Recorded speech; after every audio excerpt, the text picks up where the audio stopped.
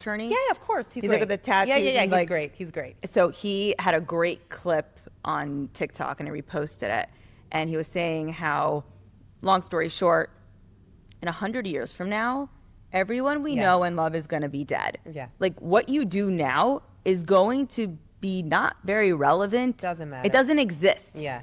Unless you're inventing electricity or like doing something that is so monumental, like maybe people will read about you in a history book, but like you being true to yourself and like doing what you love, it's not going to hurt anybody. It's not going to affect anybody. Exactly. But people are so in their brains thinking, oh my God, like even though like I'm doing something that's not authentic, like I'm so afraid of like what someone's going to say.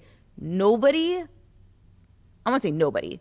Most people are not obsessed with other people as much as you are obsessed with yourself. And also the feeling for me of just doing the wrong thing and feeling just so untrue to myself and lying to myself every single day was just it was too bad. Like it felt so gross. Like I couldn't do it anymore. So you have to feel your feelings. You have to know what you're thinking inside. Like so many of us are just pushing it away so far that we don't even know what we're even feeling. You know what I mean?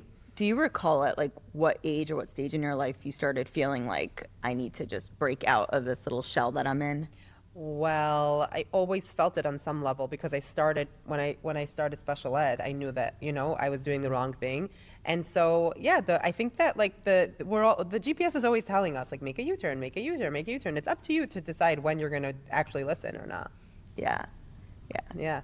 I think that form of finding yourself is part of the process of healing, and there are plenty of people who are on these healing journeys, but so many people, their entire life is spent healing. When are they going to live? Like when do people start living? When do people go from the healing phase, or do you believe that healing is just like always a work in progress?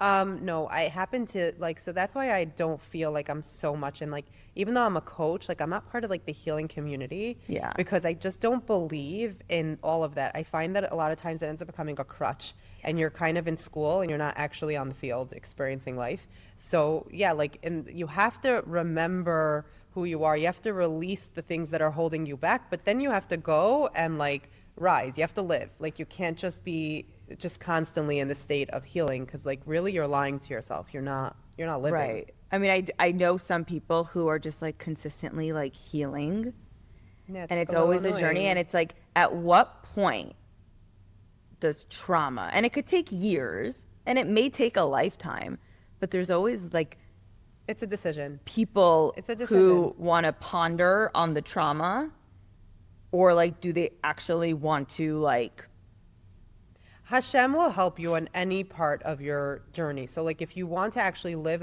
your best life, you have to I really believe you have to pray for it. You have to daven for it. You have to be like, Hashem, just help me. So it might be that at certain times you have to release certain things or certain things will come up, but then you have to be able to live your life. Otherwise you're just, what are you doing? It's annoying. Right. I mean, I've heard ayahuasca does wonders. I haven't done it. Haven't done it either. I'm too scared. Me too. I think I'm going to talk to God if I did it. And I don't want to talk to God because he'll be like, girl, we got to talk. And I'll be like, I don't want to. But no, you'll be fine. It's so funny. My husband keeps telling me, he's like, you have to try it. You have to try it. And I'm like, I don't know if I want to because I'm afraid you should totally of realizing certain things or you could finding a part of myself that I don't want to know. There's certain things I don't want to know in this world. You could also do ayahuasca without doing ayahuasca. If you go into certain you do certain meditations, you go into certain states, you also see things. We all have the power to be psychic beings. We're just not rising enough in ourselves to let ourselves go there. But everyone's like, oh, this Makabul, he's such a tzaddik. It's we put people on such pedestals, but we don't realize our own power that we have. We have so much in ourselves. Yeah. So I don't think you need ayahuasca to do that, but it's one modality. It's a tool to get there. I've done breath work before. Okay. Definitely made me trip bad. Yeah. To a point where I snapped out of it and I was like, oh my God. Oh my God, right. I'm here. Okay.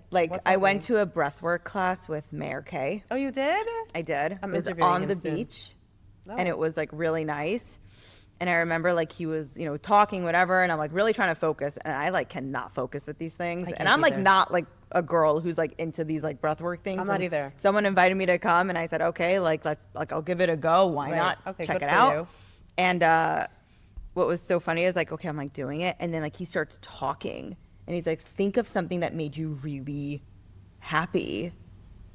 And like the most random memory came up in my brain.